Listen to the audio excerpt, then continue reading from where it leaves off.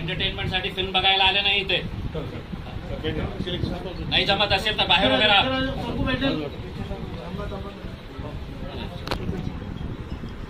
साहब सुनिए, अगर ये शहर को अच्छे से करने का है सर, ये अधिकारियों के हम दादागिरी सहने के लिए आए नहीं है सर।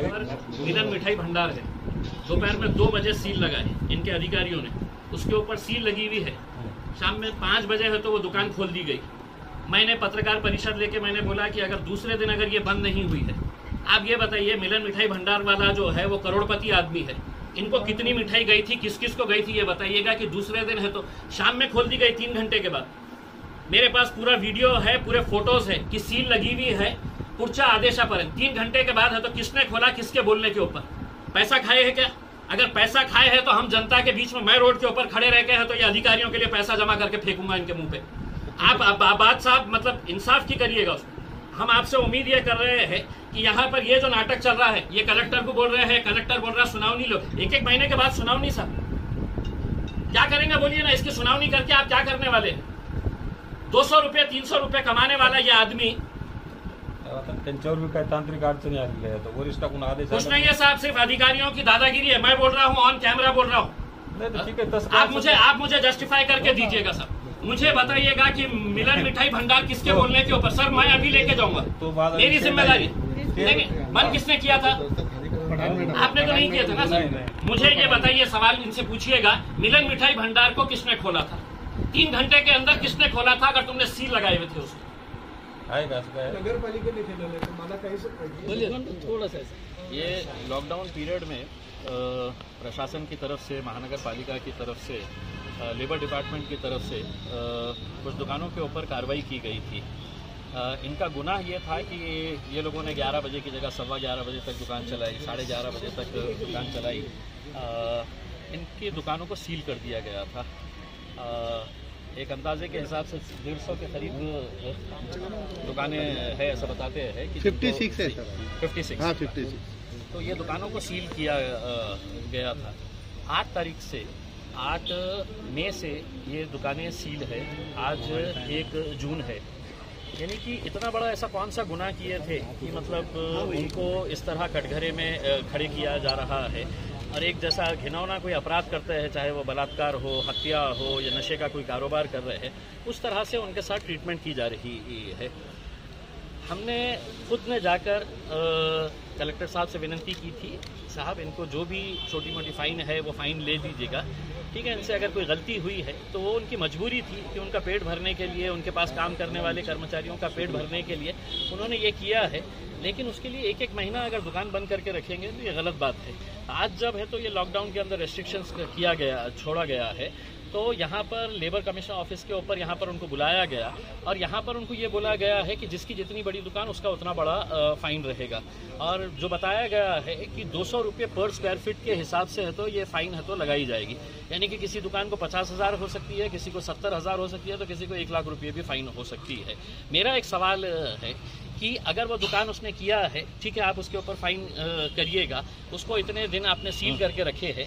इस पीरियड के दौरान ये जो ऑफिस है ये लेबर का ऑफिस है और यहाँ पर इनकी जिम्मेदारी ये है कि जो मजदूर है, जो कर्मचारी है, जो काम करने वाला है, उसके हित को जपना, उसके हित को महफूज रखना, ये इनकी जिम्मेदारी है। लेकिन सिर्फ अपना अधिकारीपना दिखाना कि मैं अधिकारी हूँ और मुझे, ठीक है, आपके नियम के हिसाब से अगर है, आप नियम के हिसाब से, हम कहीं नहीं बोल रहे हैं कि आप अपना नियम तोड़िएगा करके उसमें, लेकिन इस तरह की ये कागजी खाना पूर्ति करना और फिर है तो ये बोलना है कि नहीं हम पूरों की हियरिंग लेंगे करके, 200-300 रुपये कमाने वाले लोग, 200-300 रुपये कमाने वाले लोग, उनको 1-1 महीना बंद करके रखना, ये कौन जस्टिफाई करता है इसको? और कौन उनके लिए लड़ रहा है, कौन उनके लिए खड़े रह रहा है? कोई नहीं खड़े रह रहा है। यानी कि वो मजदूर को अगर है तो आज उन्होंने 20,000 रुपये भी अगर उन्होंने दुकानदार वाले को लगा दिए हैं तो उनको मजबूरन देना पड़ेगा। मेरा एक सवाल है, ये इतने बंद पीरियड के दौरान क्या मुख्यमंत्री उद्धव ठाकरे साहब ने इनको कुछ पैसा दिए हैं? क्या भारतीय जनता पार्टी के देवेंद्र फडणवीस साहब ने, ठीक है आपकी दुकान बंद है तो मैं आपको कुछ पैसा देता हूँ, कलेक्टर साहब ने दिए हैं या लेबर डिपार्टमेंट ने इनको पैसा दिया है? पैसा तो इन लोगों ने उल्टा इन लोगों को देना चाहिए कि तुम इतने दिन बंद थे, हम तुम्हारे को पैसा दे रहे हैं, लेकिन उल्टा उनके जेब से खींच कर निकालना मेरे हिसाब से ये एक दड़पशाही है, ये एक डिक्टेटरशिप के जैसा है, हुक्मशाही है।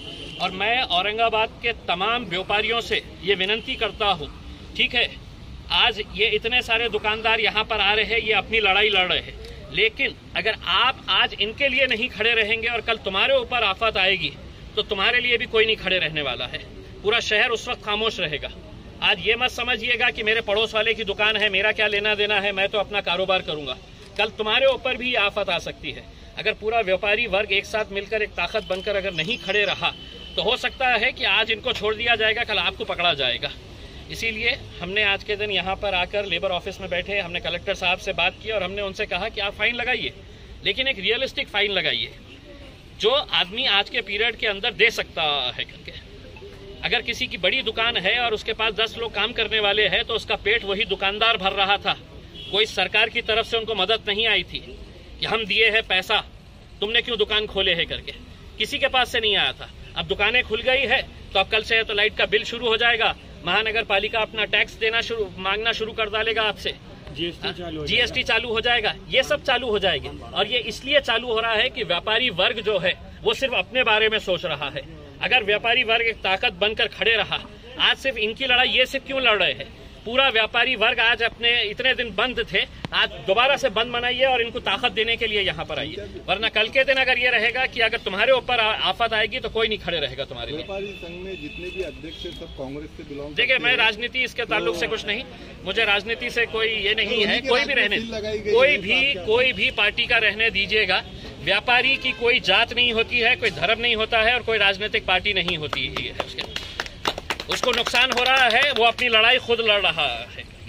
लेकिन एक सवाल मेरा ये है प्रशासन से और सरकार से, उद्धव ठाकरे साहब, मैं आपसे ही पूछना चाहता हूँ, मुझे ये बताइएगा कि अगर एक गरीब आदमी को जो 300 रुपये कमाने वाला है उसके लिए आप सारे कायदे कानून नियम अगर रख रहे हैं, तो एक धन्ना सेठ मिलन मिठाई भंडार वाला जिसकी दुकान 2 बजे बंद की जाती है, 5 बजे दुकान वो खोल दी जाती है, तो आखिर किसके बोलने के ऊपर खोली जाती है? फिर दूसरे दिन जब हम उसका विरोध करते हैं तो फिर बंद कर दी जाती है।